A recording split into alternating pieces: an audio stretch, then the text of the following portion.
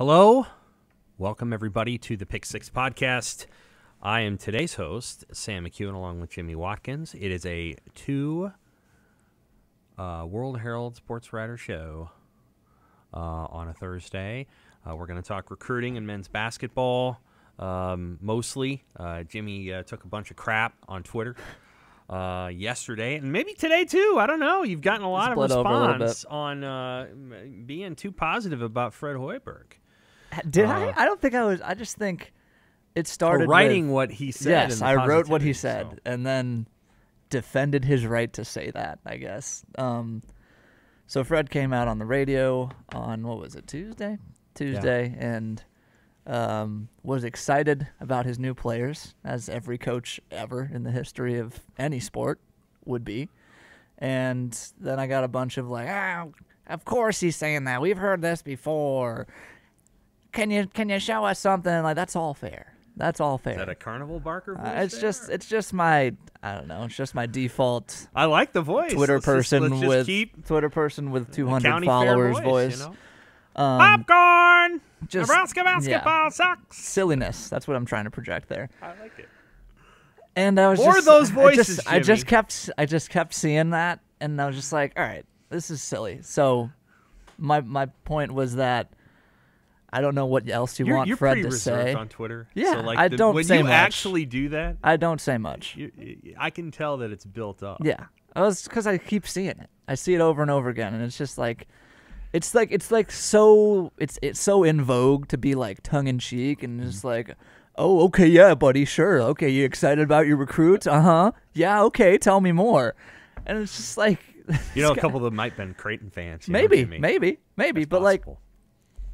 This time actually is different. That's really my bigger point, is that you can point and laugh at Fred Hoiberg for not winning many games at Nebraska right now, and like you can say that. Well, what's different is that they're going to be a different kind of team. Yes, we don't actually know sure. if it's going to be and going to win more games. So like it was just weird. It's just you're not paying attention if you're thinking this is the same old thing. It's a lazy take, and I don't have much patience for lazy takes in the ether. So what's actually happening, what everyone else is thinking is happening here is like, look at this great recruiting class yet again. You know, look at, stars, count the recruiting stars. Right. There's some of that. Ramel Lloyd's a 4-star kid. Jamarcus Lawrence a top 150 kid by Rivals rankings. But it's more than that. This is like, when speaking specifically about the transfer guys, Juwan Gary, Emmanuel Bandamel, and Sam Griesel are different kind of guys that they've been grabbing. We've talked about this before, and they're bigger. They are more defensive-minded players, and they're not so flashy, I guess would be one word for it. Like Alonzo Verge, we saw it. Dude was very skilled and could do some really interesting things with the basketball, but he wasn't committed to the defensive end. Keisei Tominaga is, really, it's fun to watch him make a 35-footer when he does make it, but he's not he works hard, but he's not a defensive stopper. Right. These guys the quotes are different. They're more boring this year, honestly, which I think is a good thing. I said this when they hired Adam Howard. It was less of a spectacle than when they talk about recruits now. It's like Matt last year when they signed Bryce. It was like, this guy, Matt and Fred were saying, this guy can change the trajectory of our program, and they had every right to say that at that time. Sure. This guy could, open the doors. Maybe we're big home run swingers now. Right. Then they ate their humble pie, and now they're approaching it still excited because they got new guys, but with a more reserved approach and a different approach. They've been forced to change their ways. They're going to play some defense and share the ball, and I believe them when they say it this time, and it is different. I said this on Twitter yesterday. This team has a significantly better chance than all the other teams before it under Fred Hoiberg for the sum of the parts to be greater than the parts should add up to. Right. I don't know what that sum looks like. I don't know if it's 15 wins or 20 wins or whatever, but I think they got a better chance to get there. Men's basketball workouts start today. Right? They do. And they do those for 8 weeks. They do. What do those look like? What are they doing over the course of a week? It's 4 hours on court, 4 hours off court. A lot of that is weightlifting. Sure. This is a huge time to get your body in shape, which Dirk came at me on Twitter for tweeting out the Hoiberg quote that CJ Wilcher's in great shape, and Dirk was like, hold up. Dirk Chatelain, our columnist, for those of you who don't know. And resident cynic. Resident cynic was like, isn't it a little too early to be talking about best shape of your life? It's like, can you have something? Can you say something positive about these guys? Maybe C.J. Wilcher's in great shape. I hope he is. And I hope, when a Division I athlete says that, yeah, he is saying it in contrast to something that you could see with Wilcher, is that his first step last year wasn't lightning. For sure. He had a hard time getting to the rim. And so it's a great sign that we're hearing those reports out of him. Absolutely. But in the sense that if he's a little quicker, maybe he can, do something more than just be a spot shooter. And stay in front of guys on the perimeter. Defensively. Yeah. Right. That's important, because last year he played power forward because they didn't have a ton of bigs at the end of the year because Wilhelm Breidenbach was hurt. He also, he's a slow guy. He was a slow guy, and the guards could get past him. His first step was not as fast as theirs. Right. When they went small, and they did that at times. They did that at Michigan. They did that a couple of different times, and they went with these really small lineups that got them back in games at times, but then they'd run out of gas, and then it was too easy to score. Yeah. So Michigan kind of hurt Nebraska in that one game up there late because they couldn't. It's kind of like watching the Warriors last night. Couldn't get a rebound. But that's the kind of stuff we're talking about with this. But it's a good point that you make, that they were hiding him at the 4. Yeah, I mean, because that's he can't defend a 2. It was That's a problem. It's a double-edged sword. I mean, he was there because they didn't have a lot of big depth, but it also didn't hurt that they could hide him on bigger guys. And he's maybe was a better post defender than he was a perimeter defender. That's a legitimate point. Like the thing that is very true of this team is they did get better defensively. For sure. So, and they're going to care more about it. Trey was hurt almost all of last year, so you can't use Trey as an example because Trey was hurt. So they only had Trey for how many games? I don't know, 12. I honestly haven't even looked recently. And I don't even know if he was 100%. So he said he was never going to be 100%. Let's say Bandamel is almost as good as Trey. Well, Bandamel at 100% all season long with is a reliable better than jump Trey shot. With a reliable jump shot. 12 games at 87%. So it's almost certain that they got better on defense than they were last year. They're going to care more about it. Just by the addition of the players that they got. And they also hired a full-time assistant to just handle defense. Now, I understand that they had that with Doc, and then they demoted Doc to bring Lenzer on. Because Doc wasn't doing a lot of player development. He was doing mostly defensive coordination. That said, I could envision a scenario where they're a lot better on defense this year. Well, you could also be a lot better on defense and be like the 9th best defense in the Big Ten. Like, sure, that's true. They ranked 14th in conference play defensive efficiency last year. They did that their first year. Their second year, I believe, they were 11th in conference play. They're actually not bad on defense overall. Big Ten's just a great defensive league. But yeah, or it's a defensive league. Yeah, I mean, yes, it is a good defensive league. It's a league where everybody runs back. And on the flip side, not a great offensive league. That's sometimes. Right. So defensive efficiency is informed by a team's inability, the other team's inability to make shots. For sure. But that's what this 2-month period is about. It's about getting in. You're going to hear about guys getting in good shape. You're going to hear about Wilhelm Breidenbach, who did like a Players Tribune thing yesterday about his rehab. Yeah, he did. He wrote like a I don't know, like a 1,200-word feature for the Players Tribune. No, like for the Huskers. For the Huskers, it's like okay. NR words or something, but it's in the follows the mold of the Players Tribune. So you'll hear about his rehab. I think he's going to be all systems go by the time the fall comes around. You'll hear. Did you think he was very good before he got hurt? I thought he was offensively not as good as they said he was going to be. It was early though. I mean, it was 10 games in. He was certainly struggling with his jump shot, but he worked hard on defense, which was encouraging. He fouled a lot. That wasn't great, but he was a freshman. He was physically overmatched in a lot of ways. They say he's put on 15 to 20 pounds. Again, that's what this 2-month span is about. But yeah, I think in the 10 games that he played, probably underwhelmed. But there could have been 20 more. Who knows what would have happened? We're also going to see. What's interesting is Bryce actually lived up to. He really did. Yeah, he really did. It just didn't. It's like I said at the end of the year to, I forget who I was talking to before a game, if Bryce McGowan says the best freshman season in Nebraska basketball history, and no one's around to see it. It's like a tree falls in the woods scenario. Did it really happen? What does it mean? I don't know.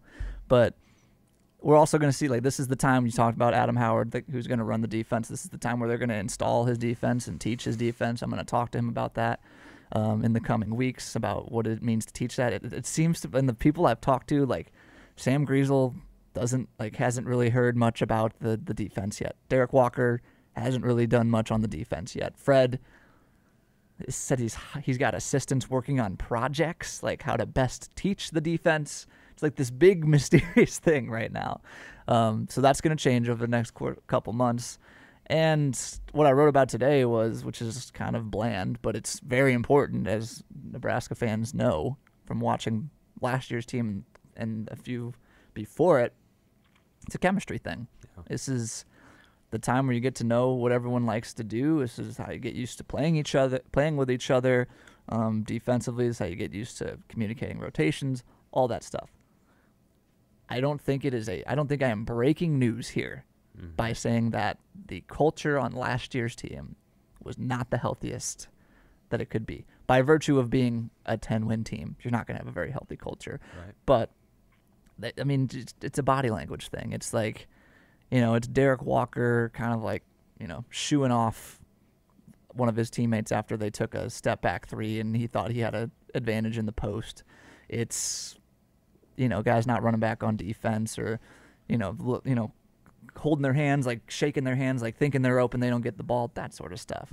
CJ Wilcher even mentioned it late in the season that earlier in the year that stuff was really, he thought that stuff was really bothering guys. Like when they were open and they didn't get the ball, that would bleed over into other areas of their game. And he was speaking about that to say that they had gotten better at it as the year had gone on.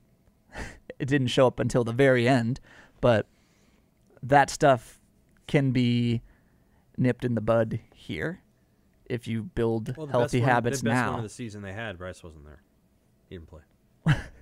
I think that's an oversimplification, but that's also a fact. Well, I don't know what to tell you. You're right about that. I'm not putting it on Bryce. I think the challenge is Bryce didn't have another guy on the team that was as good as he was, or even close. Yeah. And Verge is a good player, but yeah. I mean another player like him who, you could play through. And we've talked about this many times. Like, there were so many games where it was just like, well, I guess it's time for Bryce to do something. Mm-hmm. Like, it was almost like part of the shot diet had to go to him, regardless of whether he made the shot or not. And he did. He made shots, don't get me wrong. But I think the chemistry on this team will be better in part because there's nobody's NBA careers that somebody's trying to make sure that they can 100% agree. They can help out with. 100% agree. I think everybody there is. I don't know that they have an NBA player on their roster. I don't. Bandamel tested the waters this year. Sure. I know he wasn't going to get drafted. It was to the point where when I forget who reported, I think it was Rothstein, said that Emmanuel Bandamel is withdrawn from the NBA draft. I was like, oh yeah, he was in there. And I don't know what Keita can or can't do. I mean, we'll find out. Yeah, have they said anything about him at all? They're excited about him, and they expect him, because he's a JUCO kid, to be on a faster development track. They expect him to make a quicker impact. He should. He's physically ready. Physically ready, 100%. I was interested to hear Fred discuss him as a rim protector. I don't think he's gonna block a ton of shots. He's not a freak athlete. He doesn't have a ton of bounce. He's not explosive. Well, they lost, but Eduardo Andre transferred out. Right. So he was that. Yes. He just apparently wasn't any of the other things they wanted. But Blaze understands angles. He understands how to get vertical. He will alter shots maybe more than he blocks shots, I think is the best way to describe him. But yeah, that's what, and we're going to get to know these guys as they get to know each other. That's what the next 2 weeks are about, bottom line. It'll be interesting to watch. I agree. I actually agree with you that it's going to be a very different kind of team. What I would say is that the ceiling. So here's the thing: when Tim Miles was fired, I think they won 19 games, and it was a tale of two seasons. Guys got hurt, and then they got a lot worse. But the point is that when he was let go, they were a 19-win team. Now, they were going to be about a 4-win team the following year if he had stayed, because I don't think the players he was bringing in, he had sort of hit a stop there. So they needed to go to the NCAA tournament that year in order to attract the kind of players that you need. And I don't know what he would have been like as an NIL coach. I really don't. But the funny thing is we're kind of back to where we were when he was let go. Yeah. And if you ask Dirk, which I did on the Showdown, the Husker Extra Showdown, he thought that I was disparaging Tim Miles' rosters by suggesting that this was a Tim Miles roster. I actually don't think I am disparaging Tim Miles' rosters. I think outside of Copeland, I don't know that I would have described any of their players as the kinds of players that go on and have incredible careers. And Roby. The other, but those were the two guys that you're like, yeah. And the other, I think we had a little bit of a romanticism over some of the other players. But the point being that they're kind of back to where they were, and if this is how Fred's going to do it, this is going to be a grind. I think the difference this is a whole between different thing. It is. It's going to be a grind, but Fred is a different level of offensive coach than Tim Miles. No question. So I think there's maybe more maneuvering you can do. Michael Lewis that is way. a good coach, though, and sure. Michael Lewis was on Tim's staff. Yeah, for sure. I just think that this is a heat check on Fred's offensive playbook. Sure. Play calling abilities, putting guys in spots to succeed. Your point about Virgin McGowan's having guys to play through, that's probably my biggest question about the team at this point is who besides Sam Griesel is going to create stuff. We've talked about that before. We'll talk about it again. And I think that's an interesting segue into the freshman kids, the two high school kids, Jamarcus Lawrence, Ramel Lloyd. Particularly Ramel Lloyd is a guy who has played with the ball in his hands before. Yeah. And I think would be really helpful. I don't know if I would say they're expecting him to make an impact with the ball in his hands right away. I don't know if that's super fair to expect a freshman kid to make that kind of impact. But it would be super helpful if Ramel Lloyd can be a productive shot creator for himself and others on this team. What does a productive shot creator have? And beyond making shots. Okay. Beat the guy in front of you. That's the biggest question I have about most of this roster. Guys like CJ, Mr. Best Shape of his life. Guys like Emmanuel Bandamel, who was a spot-up shooter, essentially, at SMU. Can you dribble past people, get inside, get to the paint to the point where people have to converge on you, leave their man, and you can spray out to a shooter or dump off to a big man or something like that. That's what I like to call the running game in basketball. Exactly. It's basically running the football downhill. In basketball, they call it getting downhill. Exactly. Getting downhill and getting to the rim and creating a scenario where either a defense adjusts or, to reference the NBA Finals again last night, the defense apparently doesn't give a shit and just keeps getting beat. Yeah. Which is exactly what happened. Yeah. In that game last night, Tatum, Brown, whoever, they just kept going right at the rim, and Golden State didn't adjust, and it just kept working. Now, most teams have too much pride to continue to let that happen, or most teams aren't as good as Golden State is at making threes, so, they have too much pride. They can't allow that for an entire game, and so they adjust, and that's when you have to hit threes. Like Doc Sadler's defenses always they have too much pride. They would always adjust, and then teams, they would just shoot threes all night long. So the point you're making there, and here's the truth: Alonzo Verge, could get around somebody, oh, yeah. But man, when he got 5 feet away, you had no idea what was going to happen. Because a team would come up, a defender would rotate, and Alonzo could not make shots very consistently over that. And then he got that thing in his mind that a lot of Hoiberg players get, where it's like, if I can't get to the restricted circle, I'll get 6 feet away, and I will not take a mid-range shot very often. I will get 6 feet away, and then I will try to do a curlicue pass to whomever I can find, because then I didn't violate the rules. It was so maddening to watch. He would go in, he'd stop at 6 feet, he would, what am I going to do? And then he would either throw it over his head, or he would find somebody and try to do some curlicue pass, and then the next guy would do it, and then the next guy would do it. it was very frustrating to watch because Verge might have gotten around a guy, but he was like 5'10". Right. And he couldn't get all the way there. But I do think that we may this year learn that maybe we took that ability to get around guys for granted, because Alonzo could beat anyone in front of him. He was a really hard guy to guard. Even with Sam, who was the guy who's going to have the ball in his hands the most on this team, he's coming from the Summit League. And I talked to somebody who knows the Summit League well about, this was when Sam and Baylor Shireman were both in the transfer portal, and it sounded like Nebraska was trying to build their offense around both of those guys. And that person told me, look, the Baylor Shireman, Sam Griesel, nice players. It's not the Big Ten. Getting past dudes in the Summit League is not getting past dudes in the Big Ten. Right. It's just not. So that's not to say that Sam can't beat anyone off the dribble, but it's going to be harder. And the guys are going to be stronger. They're going to recover faster. And the gaps that you see, the open players that you see, they're only going to be open for smaller periods of time. So it's going to be an adjustment in that regard too. So that's a huge question. Like that is how this offense creates shots. I do think there's going to be more of playing through the big guys because Fred likes Derek Walker as a playmaker, and I think Blaze Keita is a pretty good passer for a big man too. We're going to see some different stuff with that, but you can't just, and maybe it's a good thing that you can't just say, here's the ball, get past your dude, find a shooter. Yeah. Because there was too much of that last year. For sure. We'll get to football recruiting here in a second, but I mean, I think the thing that you would hope would be true of Sam that was not true of Verge is that if Sam gets to 15 feet away and he doesn't get around the guy, but he can shoot over him and he can make a shot, and so can Bandamel. You hope. Mm-hmm. Again, part of the challenge that they have is that Fred Hoiberg hates shots from there. I think that could be another part of this philosophical sea change that we're seeing, though. I think there'll probably be a little bit more leeway on that sort of stuff too. And he gave particularly with this Banton team leeway, but Banton never made him. Particularly with this team, I really think it's going to be like, however we can find points, let's get them. The identity of this team is going to be defense. They're going to try to score a lot of points in transition off of misses and turnovers and things like that.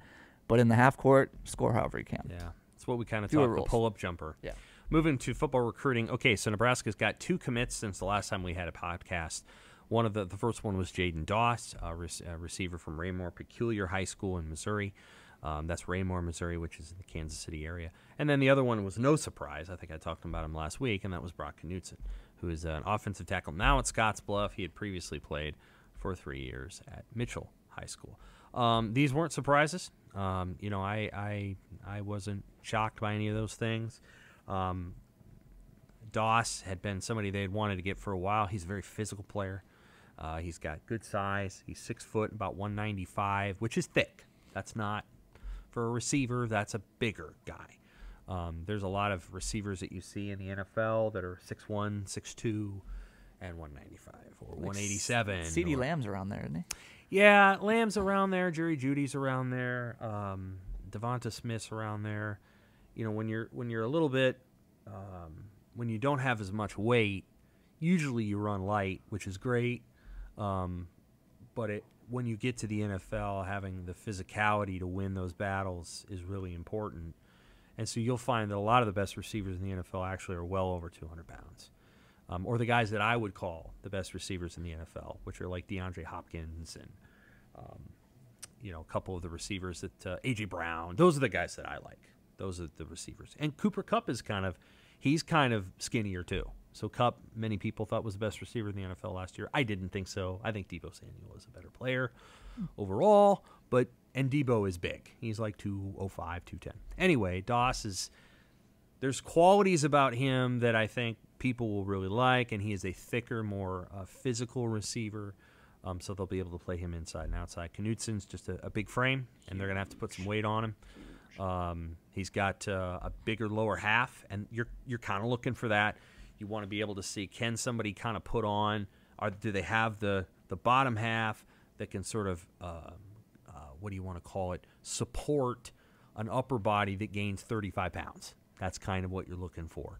And he has those qualities. What I thought was more interesting from the first Friday Night Lights camp was one, a couple of the guys that they offered, a couple of the guys that got offers. Jawan Johnson looked pretty good. And what's interesting about him He's from, I think, Louisiana, and he got an LSU offer like 2 days later.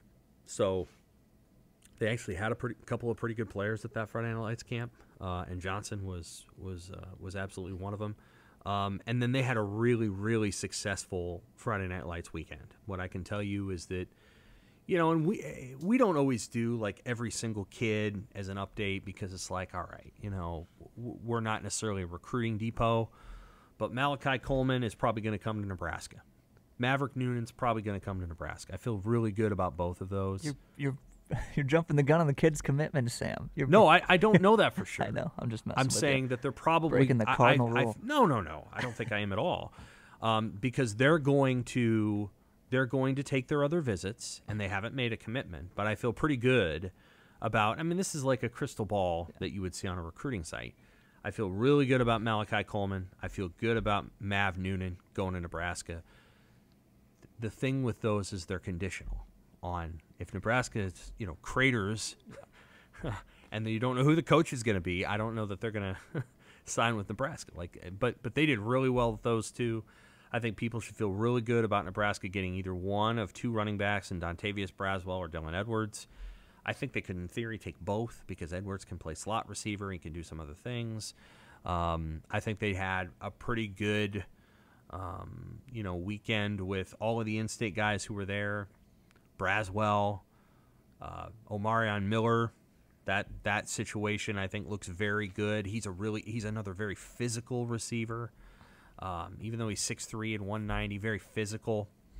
Barry Jackson, we'll see. I think Barry Jackson's another one. So I think they had an extremely successful opening weekend in terms of recruiting. This week, they have a really interesting group of players coming in. So the top name on that list is Riley Van Poppel. The top name on the list is a guy named Lance Hurd, Zalance Hurd, but Lance Hurd, who's a top 50 offensive lineman from Neville, Louisiana, same school that A.J. Allen went to. And we'll see. And he's going to make a visit up here. I think that Brian Applewhite has done enough to make relationships in that area because that town is right where Brian Applewhite used to coach at Louisiana Monroe. So he's made enough inroads there. So this kid's going to come up, much like Bo Hughley came up last week.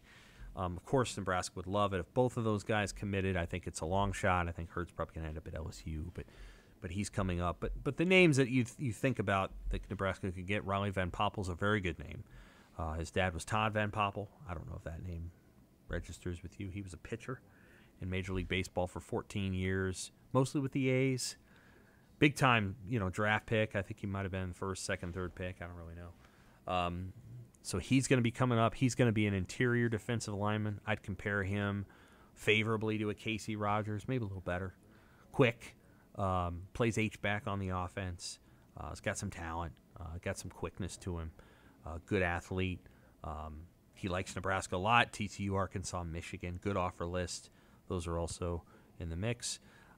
Junior Sia is easily the most interesting visitor this weekend. He's been playing football for 3 years. He's 6'6", and he's 315 pounds.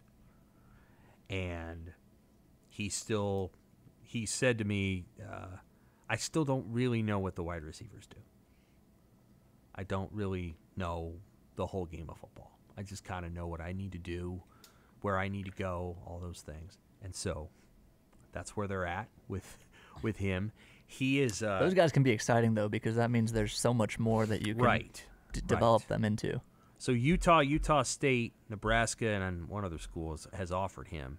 The bottom line is Donovan Raiola wants it.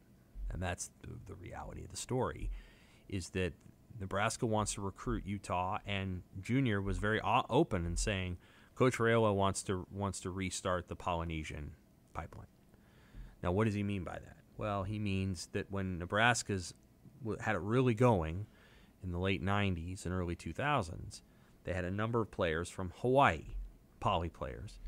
Donovan wasn't one of them. He went to Wisconsin. But Dominic was, as was Tonio Fonoti and a few other players who came during that era. And I think Donovan wants to be able to reestablish that at Nebraska because Nebraska was able to get some really, really good players from Hawaii back in back in that time. Highly rated. Like, guys, I mean, Dominic Raiola was a top 15 player in the country. So he's coming. And then Tatum Tuioti, Tony's son, is making a visit and seems very, very interested in playing at Nebraska, which is interesting because his dad left and is at Oregon, and Tatum has an offer at Oregon.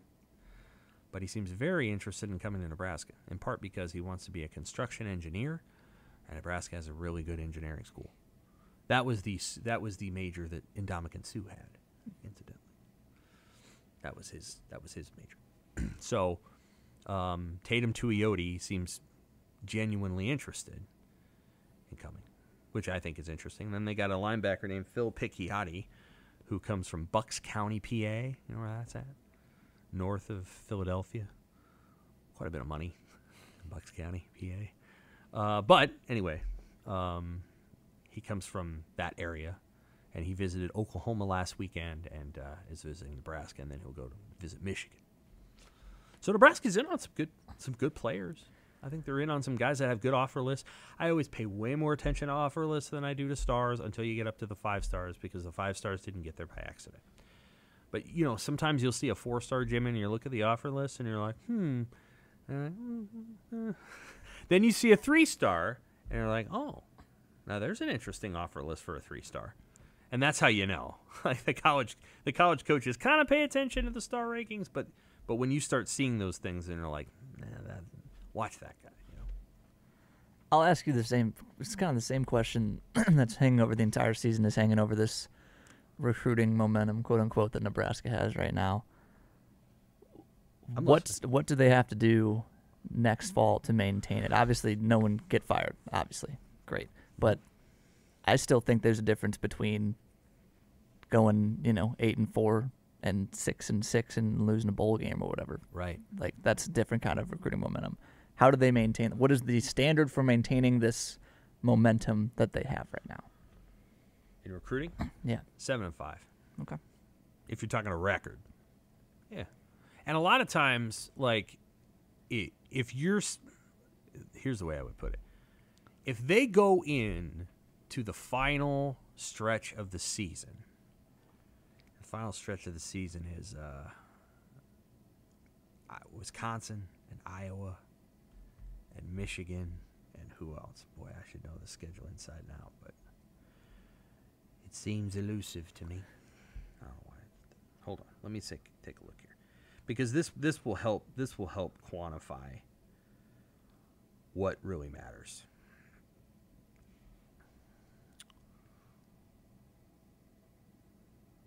Quiet for a moment here. All right. Here we go. Here are their final 4 games of the season, Jimmy. Minnesota, Michigan, Wisconsin, Iowa. If they go into to November at 7-1, I mean, they're all coming back. They'll be ranked, and the momentum will be set. Like, they could lose the last 4, which would not be good, but they could, and I think everybody would be like, bringing the band back together for another year. Who are we kidding? We started 7-1, So, we're going to know a lot by Halloween. By Halloween, they will have played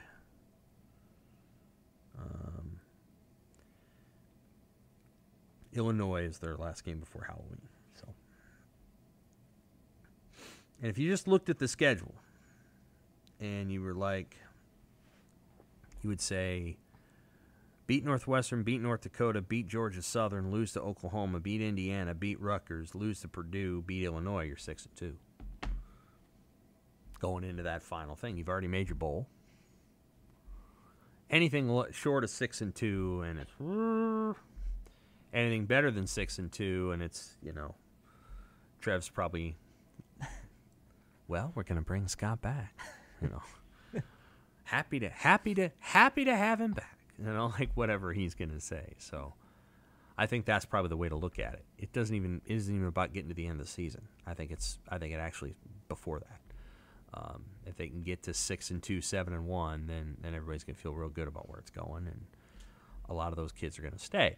The challenge, Jimmy, is that they probably have, and let's say that happens, they might have 25, 30 kids that want to be part of the program based on the recruiting acumen of the coaches who are recruiting them, and they may not have 25, 30 spots. You know? Like, it's going to be hard to find 25, 30 spots. That's just going to be a challenge based on the number of scholarships they have. And, yeah, you can talk about this in-kind stuff. Like, wow, we're going to take you on a scholarship, but you're going to get your NIL money. You know, you can't do that with recruits. That don't work. It's a status. It's a status thing, right? Well, Partially. Beyond that, yeah, but nobody wants to hear somebody's walking on, Jimmy. Nobody wants to hear that. Like, it's a tricky deal, and it doesn't feel firm. You know, so what you would see happen is you might see him say, well, there's some current players that might be willing to do it. This is a little known fact, and it's Creighton related, but Doug McDermott, his final year of college basketball, walked on to make room for another player, Grant Gibbs, that got an extra year of eligibility. Now, Doug's dad, I think, could afford the tuition at Creighton, but I think he walked on. So there are ways that you can sort of do it, and we're going to have to watch that as it relates to they're like 3 over right now. Well, are they 3 over? Like, Exactly. what if there's some guys on that team that are like, you know, they're getting a different deal to make them whole. I don't really know. Like, it's tricky. You know, it's an interesting conversation. But yeah, so the challenge is that they could have 25 or 30, and they may not be able to get 25 or 30 in. They might only get to 20. They might only get to 18. You know, so there's some challenges there. But 7-5. Any other questions before we have to go? Not really. While we're talking about recruiting, we talked about basketball earlier. I guess I'll just real quickly on the Chase Clemens commit. Do 2 minutes. Chase Clemens, cousin of Bryce and Trey McGowan's, from South Carolina, about 6 feet tall, quick. The way I described him, someone asked me about this on the radio last week. Small, but does the things you need to do to be successful as a small guy. Has a good floater. You're not gonna be able to finish over guys at the rim at that size, so you gotta maybe stop short, 4 or 5 feet, shoot it over somebody. Quick first step, kind of a herky-jerky dribble kind of guy. Quick release on his shot, so he can shoot over guys still, and good court vision. He throws some pretty interesting passes. For a guy that, especially most of the stuff that's out there on him is from his sophomore year because he had an injury. So, interesting guy. Houston recruited him, Mm-hmm. and if Kelvin Sampson likes the Tennessee guy, too. I respect Yeah. that. Sampson's a really good coach, and Rick Barnes. Those guys they relate to the party. Nebraska was kind of, I think, probably because of Bryce and Trey, were one of the first Power 5. But they wanted in. They wanted in on the party. High major guys. Yeah. And this isn't some kid that's joining Nebraska now. So this wasn't a roster spot scramble. Right. You know what I mean? Right. Like, and the same principle applies to basketball. Football, obviously, perhaps even more so because Nebraska basketball doesn't have much to sell right now besides the coaching staff and potential of where it could go. So if next season goes sour, I'm not sure that Chase Clemens is a kid that would stick around regardless of coach. Let's put it that way. Duly noted. All right. Well, that is our Pick 6 podcast for this week. We will be back next week to preview the second Friday Night Lights event. We might even talk a little College World Series on the Pick 6 podcast. Has nothing to do with Nebraska, obviously. But we'll talk a little bit more. And, I think we'll know a little bit more about where Nebraska football is going by next week. Maybe we'll talk some magazine predictions, things like that. For Jimmy, I'm Sam. Thank you for listening to the Pick 6 podcast.